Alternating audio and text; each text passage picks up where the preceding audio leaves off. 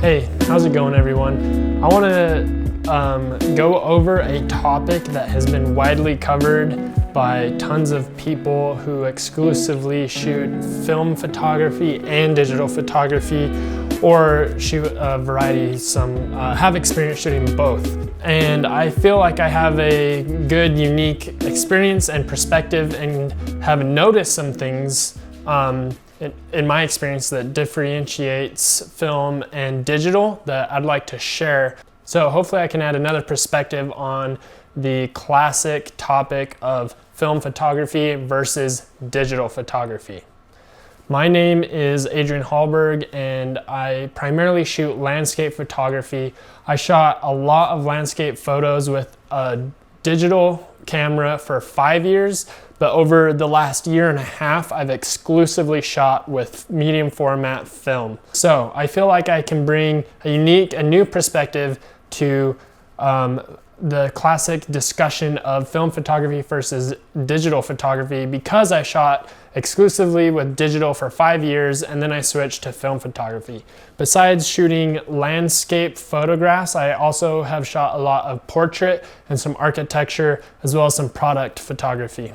So let's get into some of the differences, pros and cons of film photography versus digital photography that I've noticed in my experience and that I've seen often left out in other discussions that other people have posted and talked about. When I look up other videos, they cover like the obvious differences, but as in my experience, since I've actually shot both, there's some things left out and some unique perspectives that I'd like to add to the discussion. So hopefully you learn something and that you gain some further understanding on the long discussed topic of film versus digital. All right, so let's get into it. The first thing I'd like to cover is some context behind the technology and specs of digital and film. So first, let's cover digital photography. Now, digital photography, primarily there's two types of technology, but in this case, and most cameras that people use a CMOS technology digital sensor. And it's a digital sensor that absorbs light, and paired with a computer, it turns that light into a digital image. It uses pixels and bit depth. Each pixel has a color channel of 3 color channels of RGB, or red, green, and blue. And when it absorbs light, you can see the sensor there on this digital camera. When it absorbs light, it uses a computer and the CMOS sensor, and when light reflects off an object, it assigns a color to a pixel. So it combines the RGB to create a color, and with those combinations, it can create pretty much any color. So when you add up thousands of pixels, it creates a whole image, similar to like a dot painting.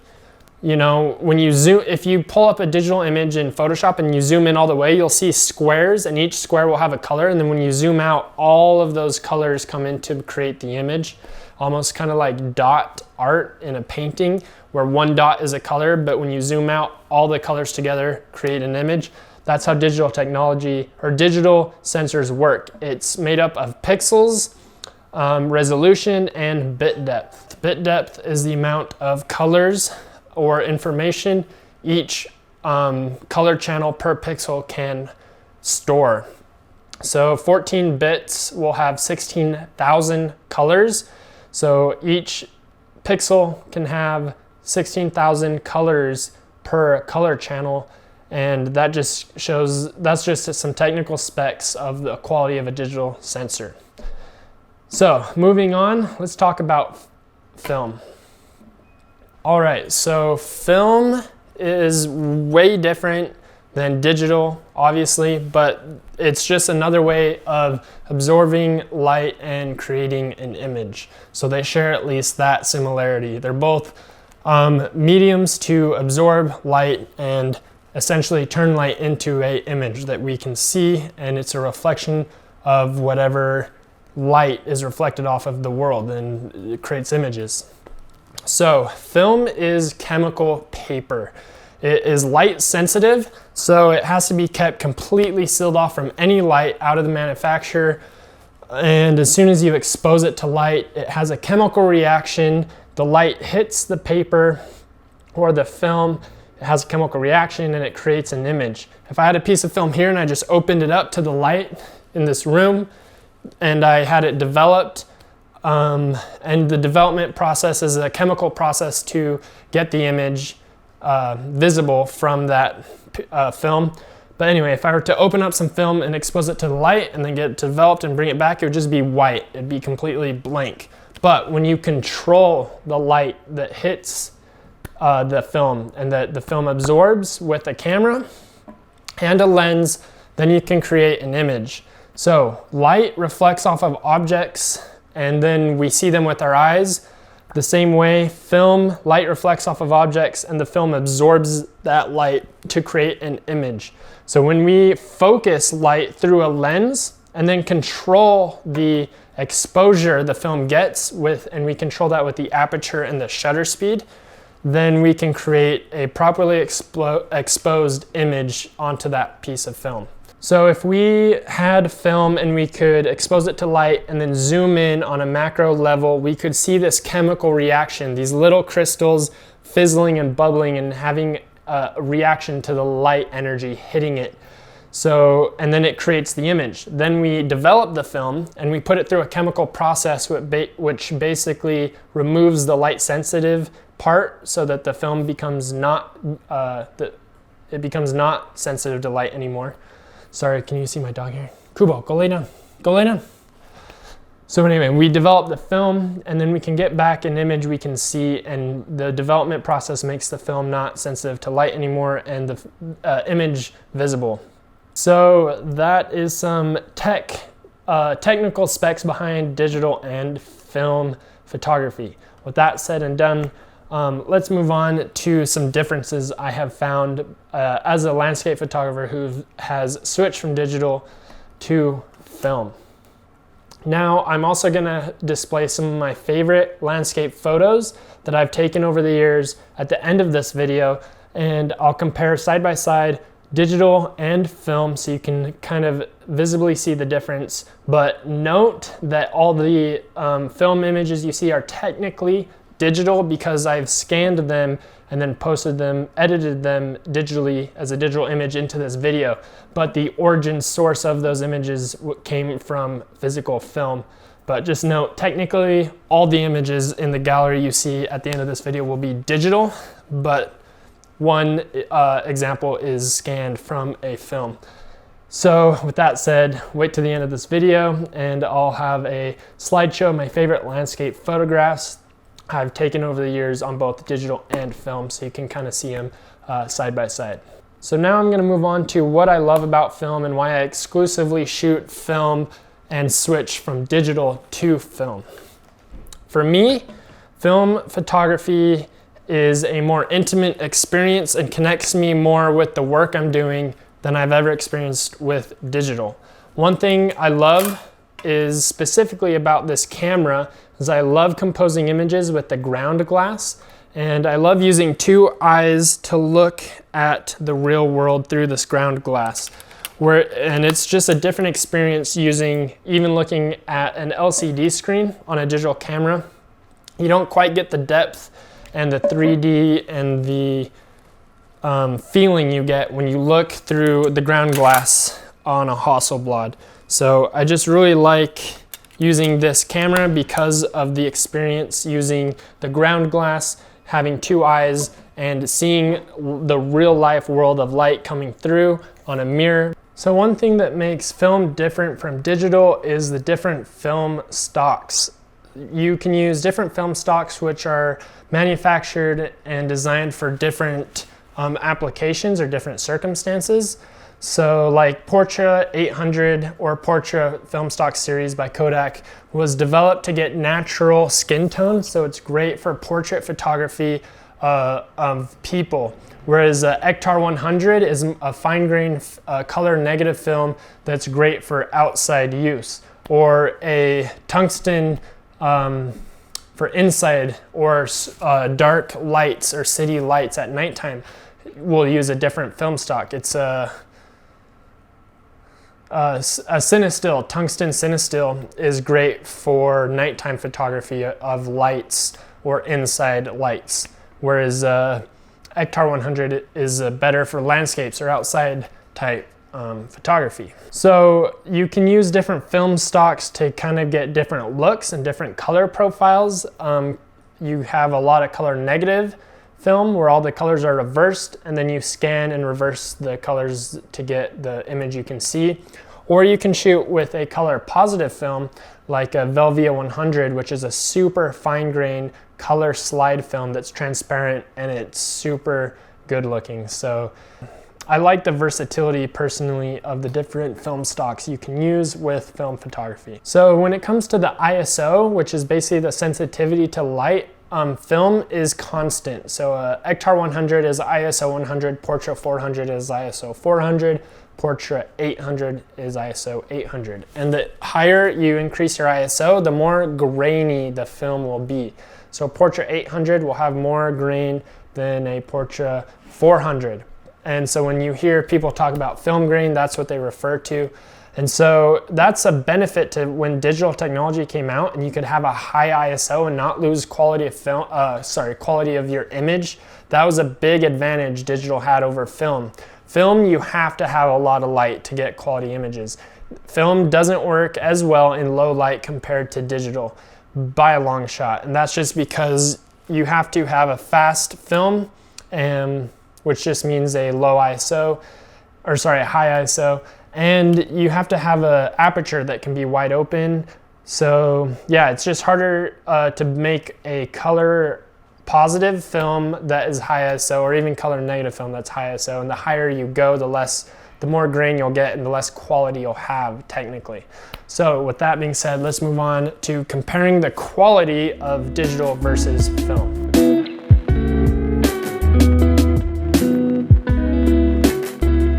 So when it comes to the quality of an image, film can be equal to, or in some cases better than digital.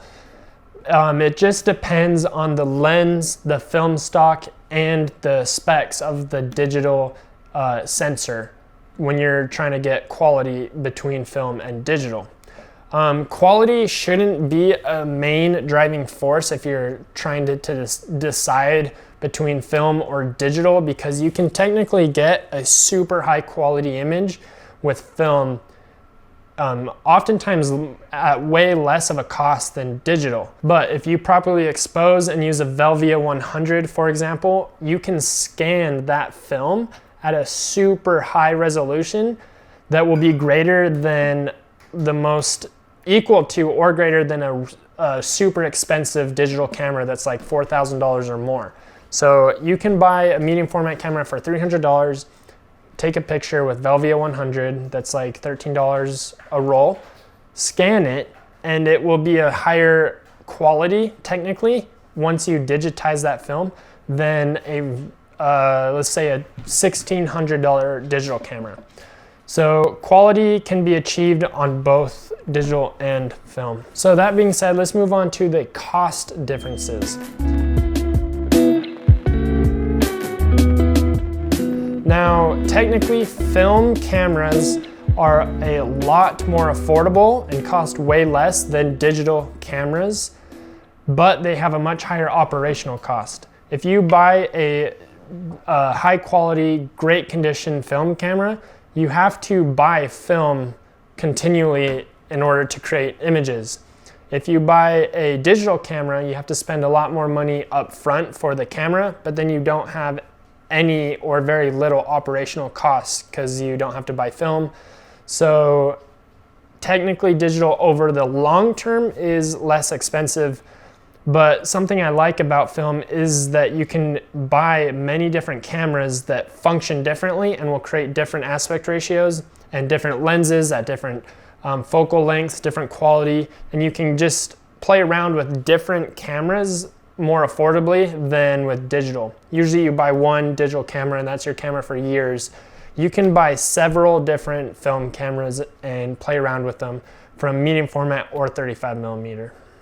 When it comes to exposing and actually taking pictures, they film and digital cameras work pretty much the same. You have aperture, you have shutter speed, you have ISO, so you have your time, your exposure, and your light meters. So if you want to learn photography and you're like super new and you just want to get down like this, how it works, photography, and get a lot of practice, I would actually recommend buying a 35mm film camera. So they're super affordable. You can get a really nice working 35mm film camera for $150. And then you can buy a roll of color negative film for $8, get 36 shots. You know, you can spend maybe, let's say you spend $100 on film, you can get close to 10 rolls, which is 360 pictures, and get a lot of practice. And then you can get a digital camera, and that practice definitely transfers over. So if you just want an affordable way to start shooting photographs, I'd recommend starting with a 35mm film camera.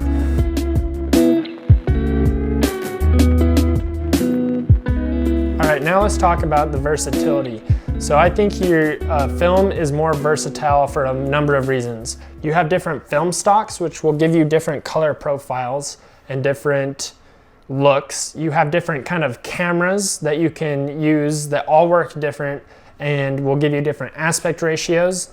And then you just have different lenses, and because the hardware, like cameras and lenses for film, is more affordable, way less expensive than digital, you can play around with more options more easily and with spending less money compared to digital. So I think film is more versatile in that way. However, digital is more versatile when it comes to taking the picture, editing, sharing, and publishing. Just because we live in a digital world, you can upload to a computer with a digital camera, upload to your computer, edit with software, email it, upload it to a website, share it on social media, and all of that is digital. Whereas with film, you have to develop it, then scan it, and then you can edit and share it once you turn it into a digital image from film. So those are some things to think about when it comes to just like the versatility of film and digital.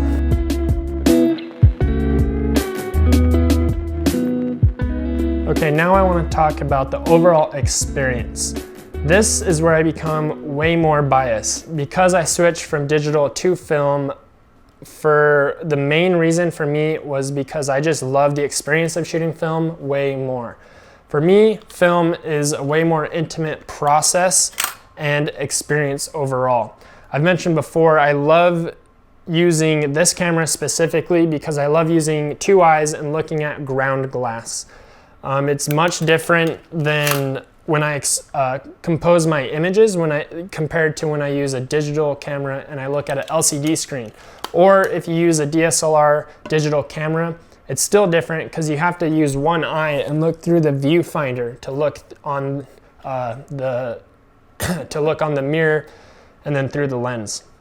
Otherwise, you're using a mirrorless camera and you look directly on an LCD screen.